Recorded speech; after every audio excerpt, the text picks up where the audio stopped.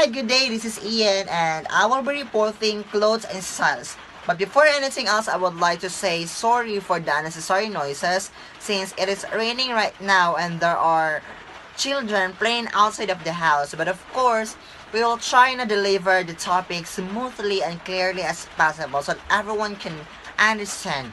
Okay?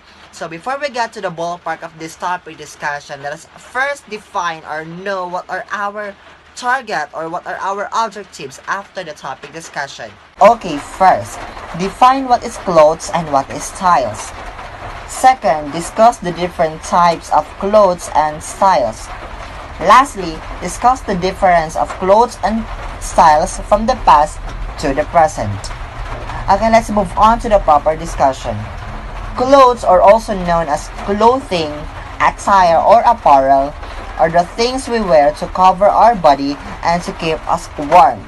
Typically made of fabrics or textiles, but over the time it has included garments made from animal skin or other thin sheets of materials that are being put together.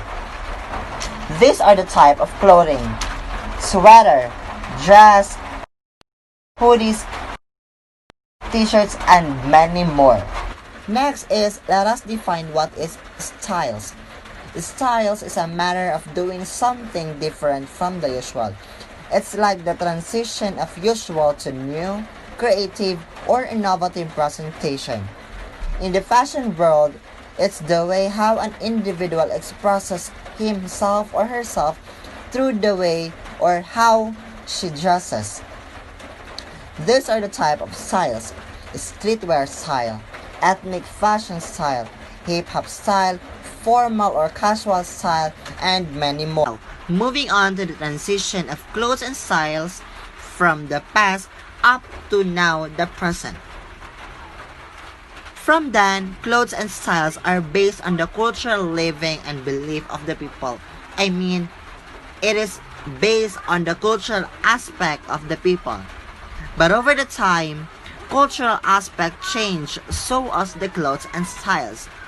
For example, women before wear flowing gowns called maxi. They also love wearing skirts and blouses as their decent type of dresses or styles. While men wear bongo styles, but as time goes by, women are now wearing skinny and skimpy dresses while men wear skinny trousers too. Seems like what is deemed fashionable today has to be body fitted.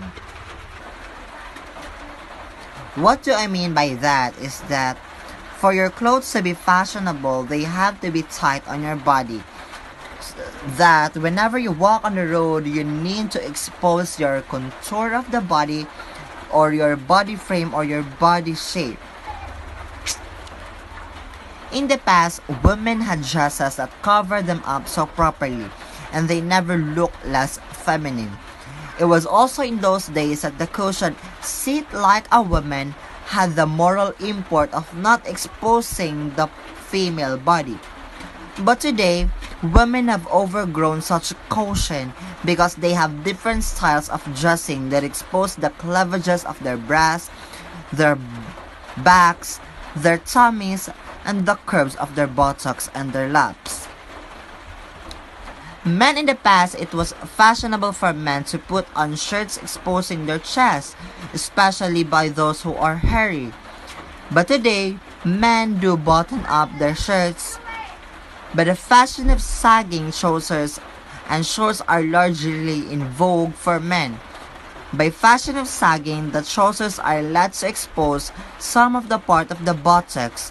The style is seen among teenagers and even adults. Moving on, clothes and styles in the present. Today, to the female folks, to be fashionable and to be feminine, you need to have certain parts of body exposed. It is simple and stamped like that. If that is not the case, perhaps you may be one of those Nwama Becks or the village champions around the city. But let us think about it. Does our style of dressing today cover or expose our nakedness? Perhaps our answer to that question might be yes and no at the same time. If by nakedness we mean being stark naked, then our dressing today covers it. Nobody is stark either in the streets or in the public places.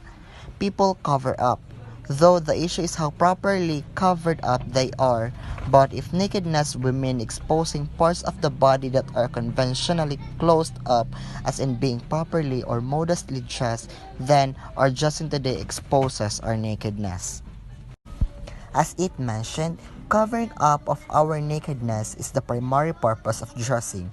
Adam and Eve covered themselves up when they appeared before God. Today, very many people, especially women, want it to appear before God naked. Thus, appearing before God with parts of our bodies exposed or expresses innocence or evil. In the next week's edition, we shall be looking at that question and what the scripture thinks about our dressing code today. I hope you have learned a lot today. That would be all. Thank you so much.